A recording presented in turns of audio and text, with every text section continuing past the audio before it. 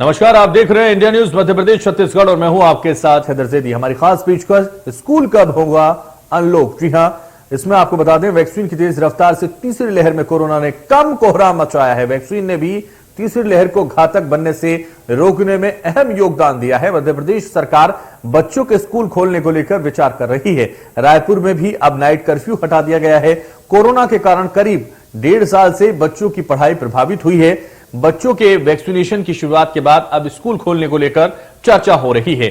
मुख्यमंत्री शिवराज सिंह चौहान ने स्कूल खोलने को लेकर कहा है कि 31 जनवरी के बाद स्कूल खोलने की समीक्षा करेंगे। दूसरी तरफ परीक्षा को लेकर स्कूल शिक्षा मंत्री इंदर सिंह परमार का कहना है कि कोरोना केस को ध्यान में रखते हुए भले ही डेट आगे बढ़ानी पड़े, लेकिन परीक्षा तो ऑफलाइन ही होगी। आज स्कूल खोलने को लेकर छात्रों और अभिभावकों से उनकी राय जानेंगे और इसी विषय पर चर्चा करेंगे। लेकिन मेहमानों के पास जाने से पहले आइए सुनते हैं कि स्कूल खुलने को लेकर क्या कुछ कह रहे हैं मुख्यमंत्री शिवराज सिंह चौहान।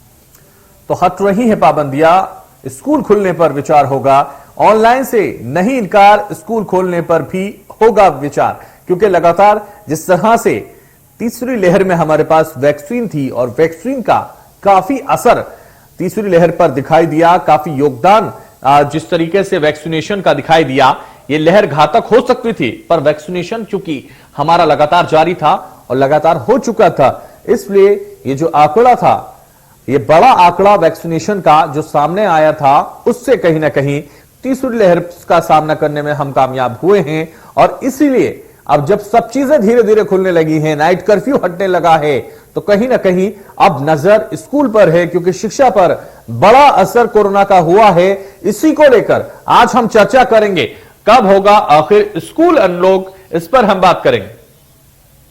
तो ऑफलाइन से नहीं इनकार, स्कूल खोलने पर भी अब होगा विचार।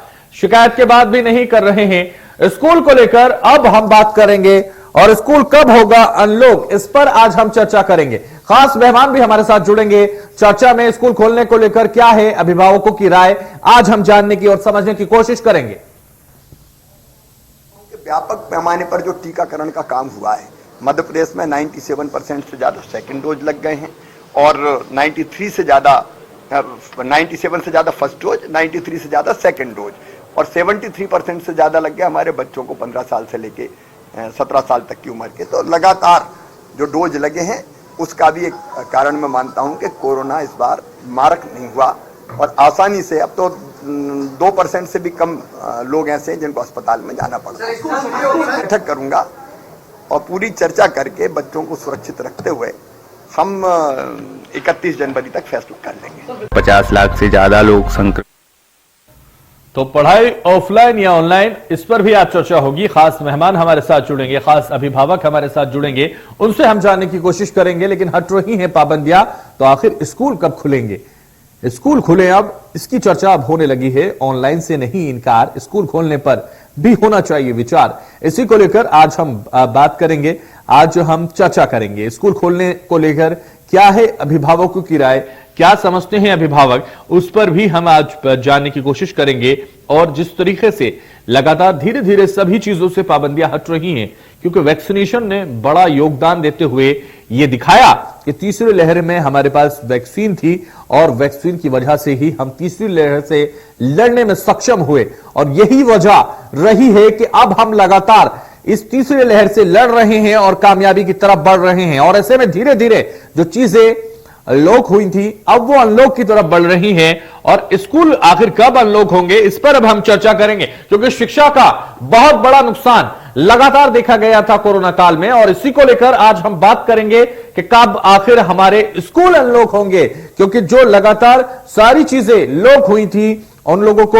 लॉकडाउन हुआ था, अब वो धीरे धीरे खुलने लगा है। यानी वीकेंड कर्फ्यू भी धीरे धीरे हटने लगा है और अब स्कूल खुलने जरूरी हो गए हैं, क्योंकि शिक्षा का बहुत बड़ा नुकसान हुआ है। और कहीं ना कहीं आज हम इस पर चर्चा करने जा रहे हैं। हट रही हैं पाबंदियां, स्कूल कब खुलेंगे, ये हम जानने की कोशिश आज करेंगे। ऑनलाइन से नहीं इनकार, स्कूल खोलने पर भी होना चाहिए विचार स्कूल खोलने को लेकर क्या है अभिभावकों की राय। आज हम इस पर चर्चा करेंगे और समझने की कोशिश करेंगे कि आखिर स्कूल खुलना कितना जरूरी है और कब जरूरी है, यह भी हम समझेंगे। क्योंकि लगातार यह कहा जा रहा है कि जो लगातार वैक्सीनेशन की वजह से हम तीसरी लहर से लड़ने में कामयाब हुए हैं और पूरी तरह से सतर्कता भी कहीं ना कहीं लोग बरतते हुए नजर आए, जागरूकता हम लोगों ने पैदा की और उसी की वजह ये जो फल आया है, ये जो सफल हमारे पास रिजल्ट आया है, ये महत्वपूर्ण है। क्योंकि लगातार हम लोगों ने जो मेहनत की है, जो लगातार सतर्कता बरती गई है, जो सक्रियता दिखाई गई है,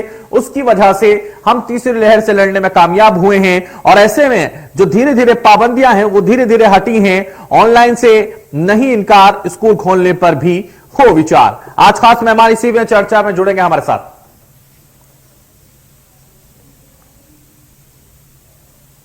तो चर्चा में खास मेहमान जुड़ रहे हैं और हमारे खास पेशकश में स्कूल अब होगा अनलॉक, यानी कब होगा अनलॉक, ये हम चर्चा करेंगे। तो कमल विश्वकर्मा हमारे साथ जुड़ रहे हैं, अध्यक्ष हैं पालक महासंघ के। बहुत स्वागत है खास पेशकश में हमारी। और हमारे साथ कुमारी सजल जैन जुड़ रही हैं, छात्रा हैं, आपका भी बहुत स्वागत है। निधि तनेजा अभिभावक हैं, आपका भी बहुत स्वागत है। चर्चा की शुरुआत करेंगे और चर्चा की शुरुआत इसी से करेंगे क्योंकि लगातार अब लोगों की नजरें, अभिभावकों की नजरें सिर्फ इस तरफ हैं कि स्कूल कब खुलेंगे। क्योंकि सबसे ज्यादा जो कोरोना में नुकसान हुआ है वो शिक्षा का हुआ है।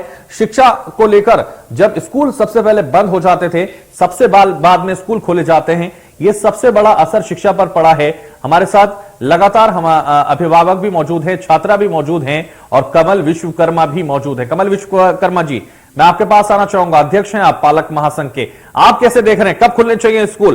क्योंकि सारी चीजें धीरे धीरे खुलने लगी हैं, अब स्कूल भी खुलने चाहिए कि नहीं?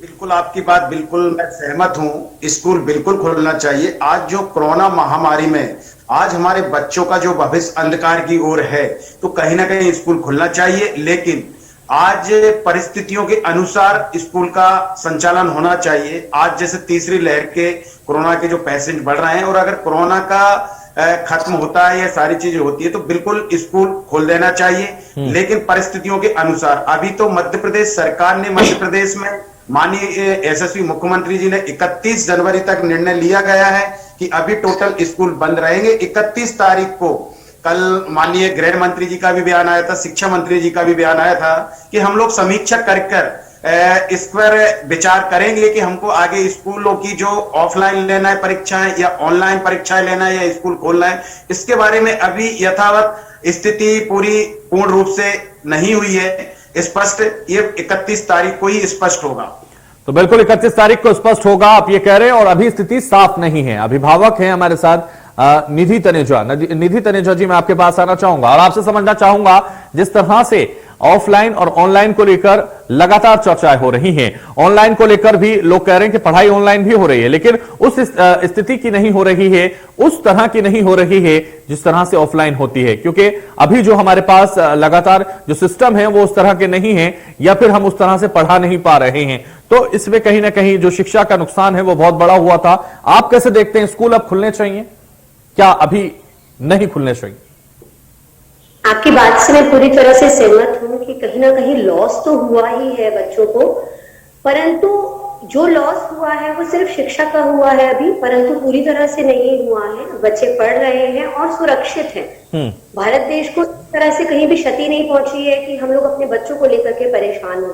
तो जिस तरह से स्कूल अभी लॉक था, मेरे ख्याल से अभी थोड़े समय और हमको इस पर विचार करना चाहिए कि लॉक ही रहे, क्योंकि बच्चों को जो 15 साल से ऊपर के बच्चे हैं उनको भी सिर्फ एक ही डोज लगी है। तो जब तक ये दूसरी डोज कंप्लीट नहीं हो जाती है, स्कूल अनलॉक नहीं करने चाहिए। और 15 साल से जो कम उम्र के बच्चे हैं वो तो अभी ऑनलाइन ही स्टडी करें तो ज्यादा बेहतर है, क्योंकि 15 साल से कम के बच्चों को हम घर पर ही बहुत मुश्किल से मैनेज कर पाते हैं। देखिए, आप अगर ये कहते हैं कि हम लोग बाहर सब कुछ खुल गया है, हम घुमाने ले जा रहे हैं, बच्चों को कराने ले जा रहे हैं, तो ये हमारी जिम्मेदारी है, हम अपने कंट्रोल में बच्चों को रखते हैं। लेकिन जब बच्चा 6-8 घंटे स्कूल में रहेगा तो क्या स्कूल पूरी जिम्मेदारी लेगा कि बच्चों को ये बीमारी होगी या नहीं? अगर पूरी जिम्मेदारी लेते हैं तो फिर इस बात पे विचार कर सकते हैं, परंतु मुझे नहीं लगता कि कोई भी प्रशासन या स्कूल ये जिम्मेदारी उठाने के लिए तैयार होगा कि हम इसके लिए नहीं करते हैं कि बच्चे को कुछ होता है तो वो हमारी जिम्मेदारी है। तो ठीक है। इसीलिए अभी पूरी तरह से इसको लॉक ही रखना चाहिए। जब बच्चों की दूसरी डोज, जो 15 साल से ऊपर के बच्चे हैं, उनकी दूसरी डोज कंप्लीट होने के बाद उनके जो एग्जाम्स हैं वो हमको आगे करवाने चाहिए, जब तक दूसरी डोज नहीं कंप्लीट हो ठीक है। जाती। रुक सकते हैं, थोड़ी देर बाद भी पेपर लिए जा सकते हैं। ठीक है। कुमारी सजल जैन भी हमारे साथ हैं, छात्रा हैं आप, कैसे देखती हैं आप स्कूल आखिर कब खुलने चाहिए? क्योंकि लगातार जो आपने देखा स्कूलों का जो सिस्टम था वो सबसे पहले स्कूल बंद करने का सरकारों ने ऐलान कर दिया, क्योंकि बच्चों को लेकर कहा जा रहा है, जैसे आपने सुना निधि तनेजा ने भी कहा कि बच्चे चंचल होते हैं और उनको घर पे ही कंट्रोल कर पाना बड़ा मुश्किल होता है, ऐसे में वो स्कूल में जाएंगे तो दिक्कत हो सकती है। आप कैसे देखते हैं एक छात्रा होने के नाते? सर, मेरे अकॉर्डिंग तो स्कूल खोल देने चाहिए।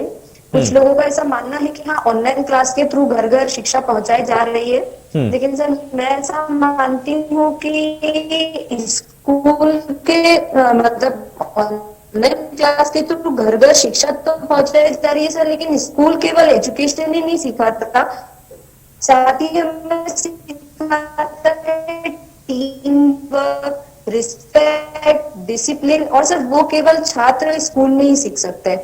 सर जो कह रहे हैं कि हाँ स्कूल खोलने पर कोरोना केस बढ़ सकते हैं, बच्चों की जान को हानि है, तो सर मैं ये कहना चाहूंगी कि यदि सरकार पूर्ण रूप से कोरोना गाइडलाइन का पालन करते हुए स्कूल खोलती है तो वो बच्चों के लिए भी अच्छा है और देश के लिए भी अच्छा है। सर हमारी शिक्षा स्थिति वैसे ही इंडिया की बहुत बुरी है।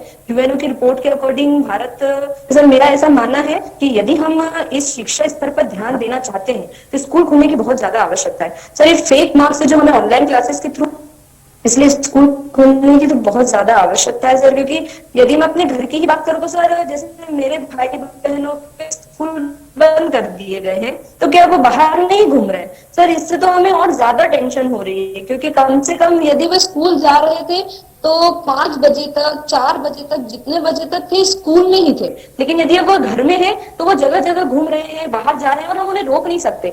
जो माँ बाप ये कह रहे हैं कि हम बच्चों को स्कूल नहीं भेजेंगे, वो बच्चों को बाहर जाने से नहीं रोक रहे हैं, वो बाहर भेज रहे हैं बच्चों को, लेकिन बच्चों को स्कूल नहीं भेज रहे क्योंकि वो वहां डर रहे हैं, लेकिन वो बाहर भेजने से नहीं डर रहे। तो सर ये गलत है। ये माँ बाप बस ऑनलाइन मार्क्स जो मिल रहे हैं उसको देखकर खुश हो रहे हैं कि हाँ अच्छे मार्क्स मिल रहे हैं, अच्छे मार्क्स मिल रहे हैं, वो ये नहीं देख रहे हैं कि बच्चों की जो पढ़ाई की स्थिति है वो कितनी गिर चुकी है। सजल जैन, आप अपनी स्क्रीन को रोटेट कर लीजिए क्योंकि आप बिल्कुल ठीक नजर नहीं आ रहे हैं, और हमारे साथ लगातार बनी हुई है निधि तनेजा जी। निधि जी, जैसा कि आपने सुना, सजल साफ तौर पर कह रही हैं कि स्कूल खुलने चाहिए, शिक्षा का बहुत नुकसान हो चुका है और ऐसे में और नुकसान नहीं झेला जा सकता है। क्या समझते हैं आप, कितना सहमत हैं सजल की बात से आप? जी बिल्कुल भी इस बात से सहमत नहीं हूँ। हम लोग अभिभावक हैं, हम लोग जानते हैं कि हम लोग बच्चों को किस तरह से बाहर जाने दे रहे हैं और किस तरह से गतिविधियों में, जैसे मेरे बच्चे निधि जी, और भी दूसरी क्लास, सजल अभी अभिभावक नहीं है इसलिए वो ये समझ नहीं पा रहे जो आप समझ पा रहे हैं।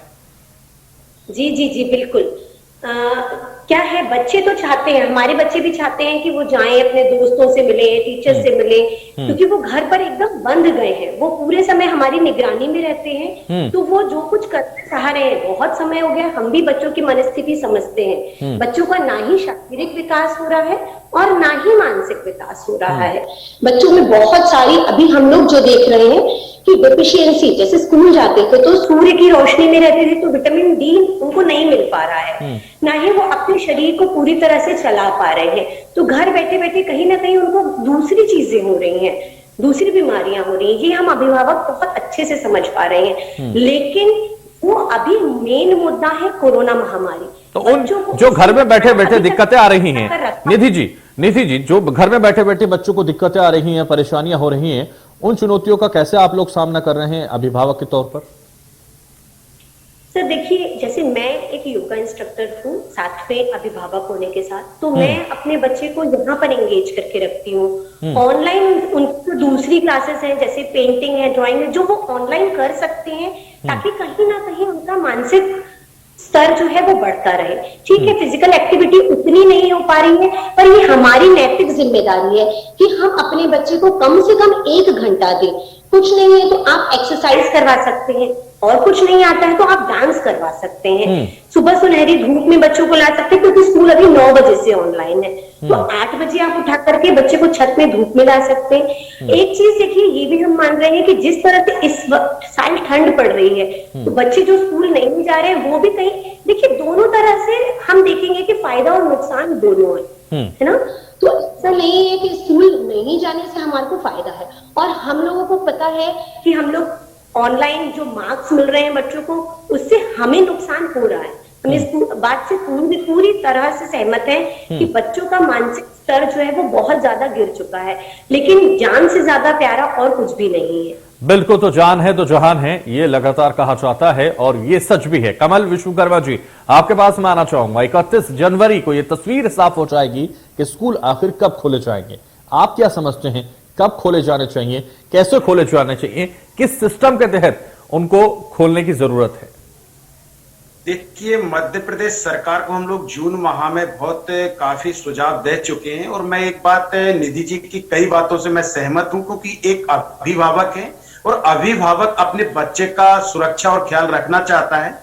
और सजल ने भी जो कहा कि फिजिकल एक्टिविटी, भांतों में सहमत हूं, लेकिन सजल जी जिस तरह से डंके की चोट पे बोल रही है हमारी बिटिया रानी कि नहीं स्कूल तो खोल देना चाहिए, बिल्कुल आपकी भावना है। हमारे यहाँ भी बिटियां हैं, वो भी स्कूल भागने के लिए दोस्तों को, सहेलियों को, टीचर से सबको मिलना चाहती है। लेकिन बेटा, एक पिता और माता का जो एक सुरक्षा को लेकर जितनी जिम्मेदारी होती है, आज मध्य प्रदेश शासन हो या अन्य राज्य की शासन हो, उन्होंने एक फरमान जारी कर दिया कि आप अपने बच्चों को तो स्कूल भेज सकते थे, लेकिन उसमें लिखित में अभिभावक की चाहिए। तो बेटा, बच्चा भी बच्चे को भेज तो सके, ना तो स्कूल जिम्मेदारी ले रहा और ना ही प्रशासन रह रहा। अगर किसी के साथ आज कोरोना की अनहोनी होती है, जिस बच्चे फूल जैसा बच्चा, अगर भगवान ना करे ऐसा कभी, और किसी के साथ, जिस माता और पिता के साथ जब होता है, तो उसका दर्द कोई भी नहीं सह सकता है।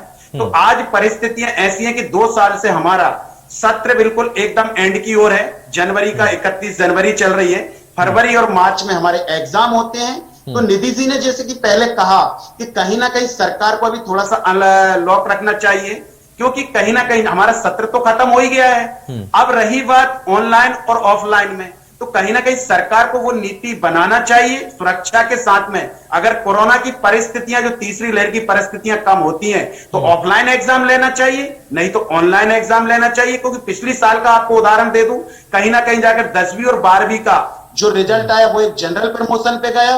12वीं के जो छात्र होते हैं उनका भविष्य वहीं से तय हो। जब हम इतनी बड़ी क्लासों को लेकर जनरल प्रमोशन दे सकते हैं, तो ये कहीं ना कहीं राज्य सरकार का ये निर्णय है। राज्य सरकार अपने हिसाब से 31 तारीख को हमारे यहाँ माननीय मुख्यमंत्री जी, 31 जनवरी को ये साफ हो जाएगा, ये तस्वीर साफ हो जाएगी कि आखिर स्कूल कब खोले जाने चाहिए, और ये समझ में आ जाएगा। सजल, मैं आपके पास आना चाहूंगा, और फाइनल हमेशा कमेंट किसी जिम्मेदार व्यक्ति से लिया जाता है, लेकिन मैं आपसे लूंगा और मैं आपसे समझने की कोशिश करूंगा कि आपको ऑनलाइन क्लासेस से क्या दिक्कतें हुई हैं, घर में किस तरह की दिनचर्या आपकी रहती है, और किस तरह से आप अपना वक्त गुजारते हैं शिक्षा को लेकर।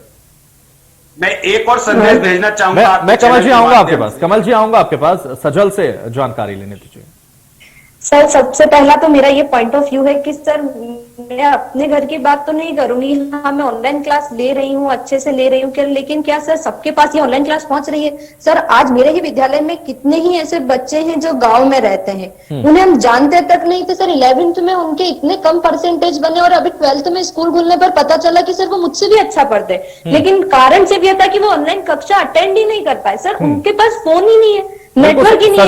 सजल, हम आपकी ये भावनाएं समझते हैं। घर में बैठे सजल, मैं आपकी भावनाएं समझता हूं। कुछ लोगों के पास सिस्टम ही नहीं होता ऑनलाइन क्लासेस लेने का, लेकिन आपकी जो दिनचर्या है वो कैसे घर में गुजारते हैं, किस तरह से पूरा दिन आपका रूटीन में देखा जाए तो ऑनलाइन क्लास का बोलना तो नहीं चाहिए, बट हाँ मेरे जीवन में तो बहुत ज्यादा इफेक्ट पड़ा है सर। पढ़ाई को लेकर मैं बिल्कुल भी अब उतनी जागरूक नहीं रह पाती सर ऑनलाइन कक्षा में। मतलब पहले ही ठंड का ऐसा माहौल है, और ऊपर से ऑनलाइन क्लास है, तो सर ना उससे ये हम मान लें कि सजल, ये हम मान लें कि सजल सजग नहीं है शिक्षा को लेकर, ऑनलाइन क्लासेस को लेकर।